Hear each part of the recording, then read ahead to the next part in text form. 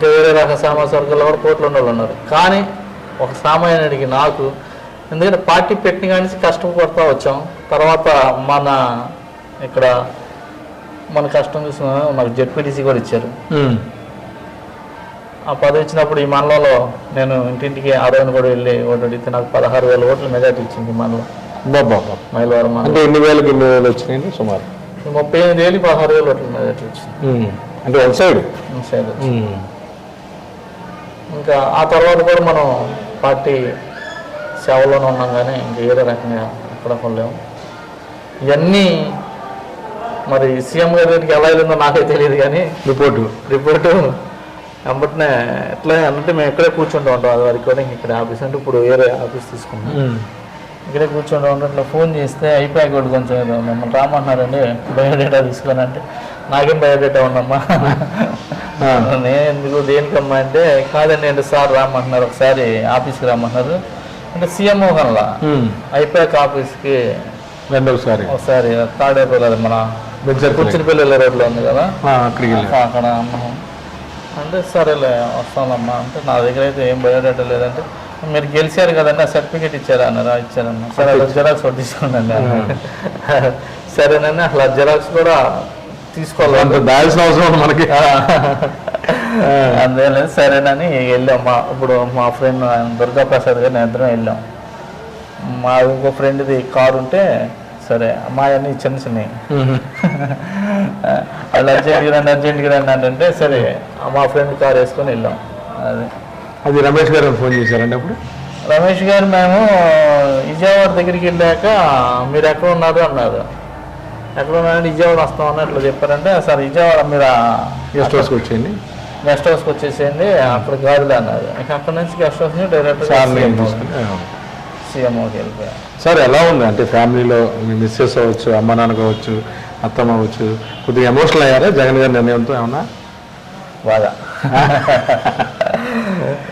ఎందుకంటే ఎప్పుడు అంటే మనం సీఎం దగ్గరికి వెళ్ళి ఫోటో దిగితే నాకు చాలా ఆనందం. అవును, జగన్మోహన్ రెడ్డి గారి దగ్గరికి వెళ్ళి ఫోటో దిగటం అంటే అట్లాంటిది మనకి ఎమ్మెల్యే టికెట్ అనే అది చూసి అసలు చాలా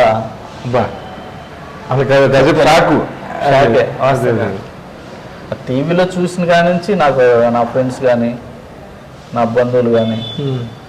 ఎందుకని మీకు చాలా మంది ఫోన్ చేశాను, తిరుపతిలో కూడా మా మనిషి అన్నట్టు అలా ఎందుకని హోల్డ్ చేసుకున్నారు? ఇప్పుడు జనాల మధ్యలో ఉంటారంట మీరు. అవును, పల్సర్ బైక్ ఏదో ఉంటుందంట, అది వేసుకుని తిరుగుతూ ఉంటారంట. అంతేనా? ఇంకా 24 hours 24 గంటలు ఎవరు ఫోన్ చేసినా వెళ్తా, అందుబాటులో ఉంటా. నేనే మాట్లాడతా చేయగలంది అయితే అది అయ్యిద్దని చేస్తా. అది ఎక్కడికి మళ్ళీ ఏదో తప్పుడు రకంగా ఏదో రకంగా ఎవరన్నా చెప్పినా కానీ ఆ పని చేయనని చెప్పేస్తాను ముంగలే. నా వల్ల కాదు, నేను చేయలేను అని చెప్పేస్తాను. నాకు అందుకని ఈ రోజున వైసీపీ అసలు ఏంటండి ఎలా వచ్చారు పార్టీలో మీరు? అంటే ఫస్ట్ నుంచి మాది కాంగ్రెస్ కుటుంబమే. ఓకే, మా నాన్నగారు నేను వ్యవసాయం చేస్తూ ఉన్నాను. నాకు ఇద్దరు తమ్ముళ్ళు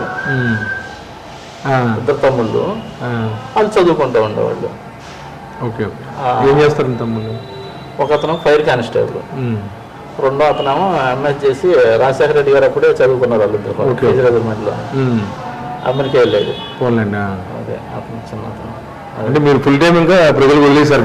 అంటే ఒక చిన్న 10-9 ఎకరాలు వ్యవసాయం చేసుకుంటా ఖాళీగా ఇంకా తక్కువ టాటర్ ఒకటి ఉంది, ఆ పొలాలు చూసుకుంటా. సార్ చెప్పండి, మొత్తమే కూడాను మైలవరంలో వసంత కృష్ణప్రసాద్ గారు పక్కకి వెళ్ళిన తర్వాత ఆయన మీద అసంతృప్తి అవ్వచ్చు, ఆయన అంటి పెట్టుకున్న అభిమానులు కావచ్చు, వాళ్ళందరూ కూడాను ఖచ్చితంగా కొద్దో గొప్ప నెగిటివ్ అనేది ఉంటుంది. కానీ మీ విషయంలో ఎందుకని కదా అది?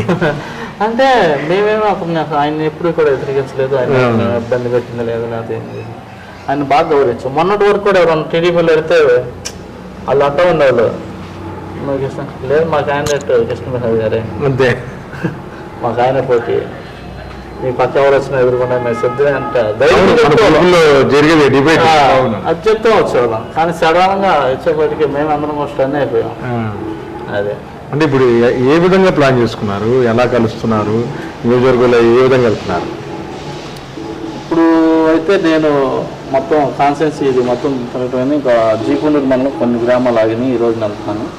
అది ఇంకా ఇది అయిపోయినప్పటినే ఆత్మీయ అంటే మనలవిడిగా పెడుతున్నాను. అందరూ కలుస్తున్నారు. మనలవిడిగా కార్యకర్తల మీటింగ్ పెట్టుకుంటున్నాను.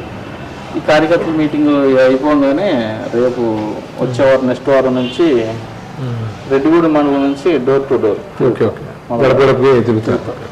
అంటే మైలవరంలో వైసీపీ వల్ల ఎంత లబ్ధి చేకూరిందండి ఆర్థికంగా ప్రజలకు? సుమారు మా మండలానికి ఒక 100 కోట్లు 200 కోట్లు అలాగా అలా వచ్చేసి రకరకాలుగా వచ్చింది, చాలా రకాలుగా.